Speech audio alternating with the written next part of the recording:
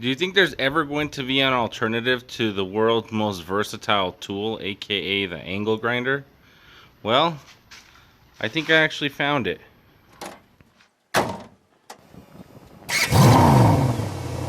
Welcome to the nightclub, guys. It's your host, the Night Rancher. Now, as you guys can see, I'm doing more and more metal work because I have a little bit of time off to take care of some stuff I need to do.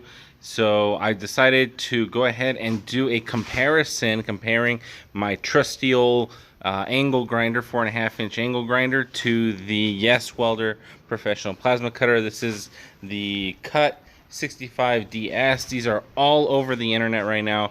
Everybody's done a review on it. Everybody's done an unboxing on it. But I decided to do something a little bit different and actually compare it to my trusty angle grinder. We all know how versatile the angle grinder is. It can sand off stuff, it can cut stuff, it can smooth stuff over, and it can make things fit, and it can take things away. So in that sense, how is a plasma cutter supposed to compete with something like this? And I think we can sum it up in one word, and that word is time. This right here is a table extension that I made. This plate is about 3/8 thick, and I did it with an angle grinder, and I can tell you for a fact it took 2 or 3 cutting discs to actually get this thing going. After that, I had to make a second cut and do the same thing up here and then here in the corners as well. So I figured I used up about 5 or 6 cutting discs trying to get across, and it took me quite a bit of time to actually get it done. Alright, so I'm gonna go ahead and unpack this and get this thing set up and good to go.